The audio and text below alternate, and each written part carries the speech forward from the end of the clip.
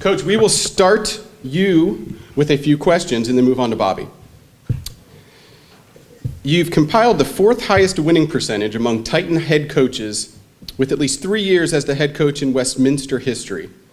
College Football Hall of Famers Joe Fusco, Harold Burry, and Titan Sports Hall of Famer Gene Nicholson are the only ones currently in front of you. What does that mean to you personally, and what does that mean to the future of Westminster football?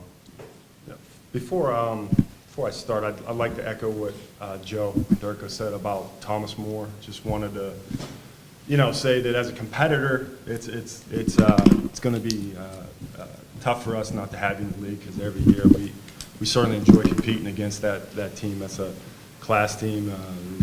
They physically get after you, and it's a good program. So Reach, to your group, we're going to miss you. But in terms of comparing me to the three guys that you mentioned, it's almost comical, because Coach Burry, Coach Fusco, Coach Nicholson, they all deservedly should be in the Hall of Fame. They've won national championships. I think the thing that speaks to our school in particular is we've had three legends there that have won a ton of games. And fortunately for me, Coach Nicholson and Coach Fusco still are around and make me feel like I'm part of the family, but certainly won't even begin to think about comparing myself to those guys. So I appreciate what we've done in a short period, but we've got a long way to go. So.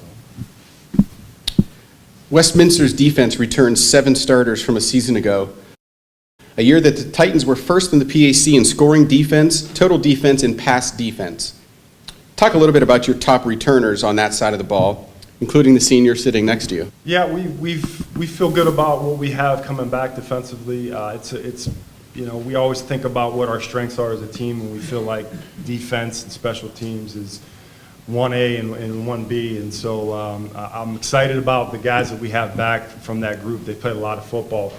The one, I guess, negative is we're missing some play callers, a safety and a linebacker, so that's going to be a challenge for us. And in regards to those guys and the guy sitting next to me, the thing I like about that group coming back is they know how to practice. It's not something they just do Saturdays. They get after it every day during the week as well. And so I think that permeates. I think that shows a group that has a lot of pride. So it's going to be a tough challenge to repeat, because there's so many good teams in terms of defensively. But that's our goal, to always be in the top. So I'm looking forward to it.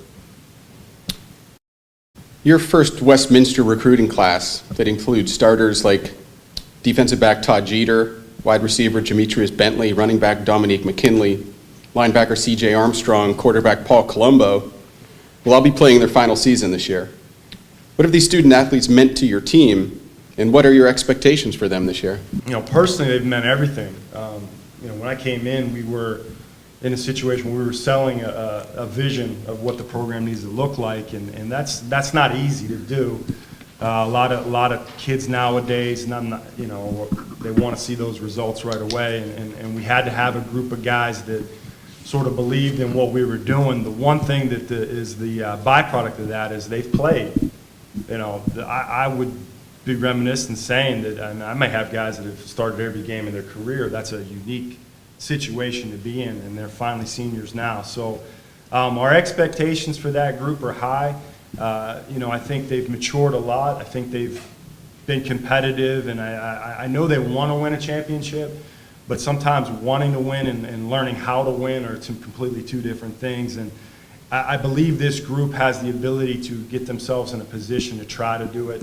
Whether or not we stay, healthy and we have some breaks go our way, that's another thing. But I can't say enough about those guys. They're great guys. They're going to leave with a great degree, and they really did a nice job of reestablishing what Westminster football is all about. Coach, last question for you. The Titans open the season against Wittenberg at home on September 2nd, a program that has, like Westminster, a long-standing football tradition. You also spent a season on the Wittenberg staff earlier in your career. How important is it for Westminster to start the season against a successful team like Wittenberg? Personally, I think it's a really, really another challenge for us, another step in the right direction. I just feel like what they present physically is what our guys need to adhere to or try to get to, because I think in the end, the game's going to be won up front, and I believe that they're going to present a really big challenge for us. I've known Coach Fincham for a long time. I've seen how that program works. We've had some teams in the PAC that have played them in the playoffs, so there's some familiarity there too. And you know, I'm excited. I mean, it's very rare you get a chance to play a number 14 team in the country at your home opener. So if our guys aren't excited for it, then I don't know what else to get them excited for. So it's going to be fun, and it's a win-win for us. It's an experience that we'll learn from whether we win that game or lose that game. So it's a good thing. Coach, thank you. Bobby, a couple questions for you.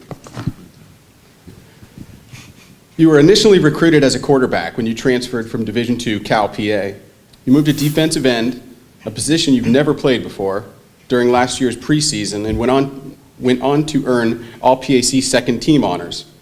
Talk a little bit about the transition, how you were able to have such a positive impact playing the position in your first year. It was difficult because I went from playing quarterback where you don't really get touched too much in practice to playing defensive end where you're slamming into the big 300-pound offensive lineman. But the coaches made the transition a little smoother because it helped me out in practice all the time. My dad also played defensive end, so I had him in my ear telling me what to do. But I mean, it's still just playing football, so you just go out and be an athlete and make things happen. Last season, you were second on the team and 8th in the conference with 6 sacks. Out of all defensive linemen, you ranked first on the team and 12th in the league with 43 total tackles. What are your expectations for yourself and for your defense going into 2017? I don't really look at the stats too much. I'd rather win all the games and then let the stats fall into place after and see what I did. But, I mean, I feel like we should have the number 1 defense in the conference again, and but pretty much that's our goal for the defense. What were the deciding factors that made you want to come back and utilize your final season of eligibility at Westminster this year? Well, I've been playing since I've been 5 years old, so it was kind of a no-brainer that if I got another year, I was going to use it because I love the game, and I'm not going to pass up that opportunity. Bobby, last question. As a senior, what do you expect out of yourself as one of the team leaders on this team? I lead by example more than like rah-rah and talk and stuff like that, so I just go out and do my thing, and hopefully the younger guys watch and they try to mimic and follow along. Bobby, thanks. Westminster will get its season underway September 2nd at home against Wittenberg University. Thank you. Good job.